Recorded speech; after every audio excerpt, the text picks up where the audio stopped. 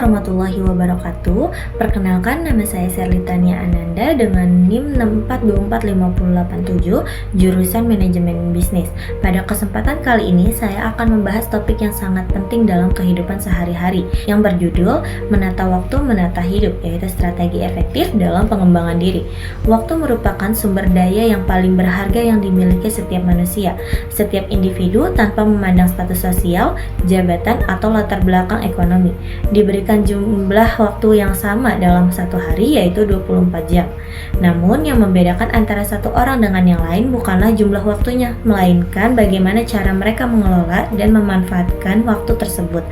Seringkali kita mendengar seseorang mengatakan, "Saya tidak memiliki waktu," padahal waktu sebenarnya selalu ada. Permasalahannya bukan terletak pada ketersediaan waktu, tetapi pada kemampuan kita untuk mengatur dan memanfaatkannya secara efektif.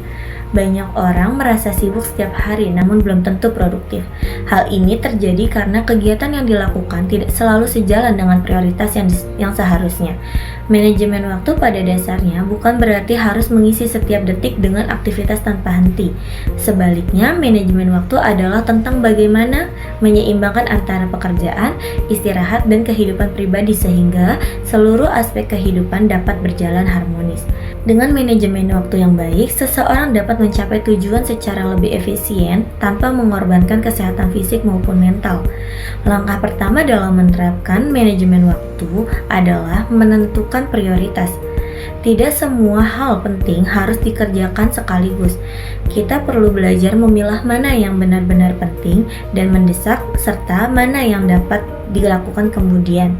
Dengan menetapkan prioritas, kita dapat menghindari pemborosan waktu untuk hal-hal yang kurang bermanfaat. Langkah kedua adalah membuat perencanaan yang realistis dan terukur. Perencanaan dapat berupa jadwal harian, mingguan, atau bahkan bulanan, tergantung kebutuhan masing-masing individu. Perencanaan ini berfungsi sebagai panduan agar kita dapat menjalankan aktivitas secara terarah dan efisien.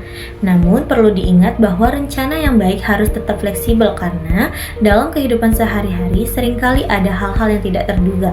Langkah berikutnya adalah menghindari kebiasaan menunda-nunda pekerjaan. Kebiasaan menunda adalah musuh utama. Kadang kita menunda karena merasa masih ada waktu, tapi tanpa sadar, waktu itu cepat sekali berlalu. Menunda pekerjaan adalah salah satu kebiasaan yang dapat menghambat produktivitas. Ketika kita menunda, beban pekerjaan akan terus menumpuk dan pada akhirnya menimbulkan stres.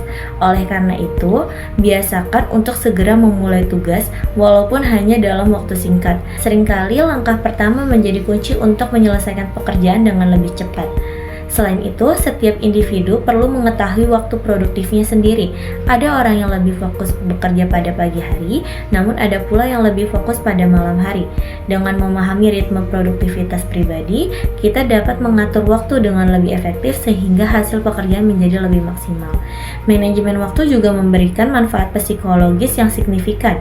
Seseorang yang mampu mengatur waktunya dengan baik akan merasa lebih tenang, tidak mudah panik, serta memiliki kendali terhadap kehidupannya.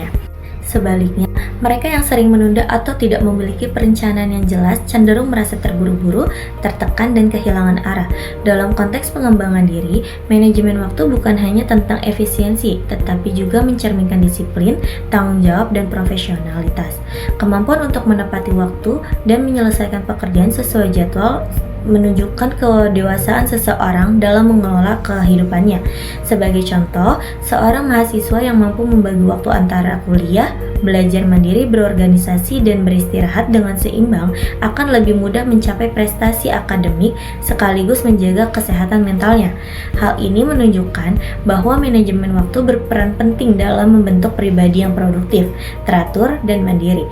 Pada akhirnya, waktu adalah sesuatu yang tidak dapat kita ulang atau beli kembali.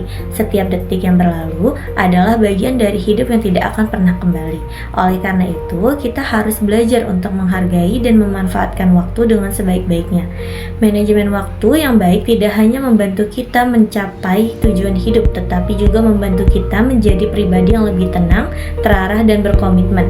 Dengan mengatur waktu, kita sedang belajar mengatur hidup. Maka dari itu, mari kita mulai dimulai dari hal-hal kecil seperti membuat jadwal, menentukan prioritas, dan disiplin menjalankannya. Karena pada akhirnya, waktu yang kita kelola hari ini akan menentukan masa depan kita di kemudian hari. Sekian penjelasan yang dapat saya sampaikan mengenai menata waktu, menata hidup, yaitu strategi efektif dalam pengembangan diri. Terima kasih atas perhatian dan kesempatan yang telah diberikan. Wassalamualaikum warahmatullahi wabarakatuh.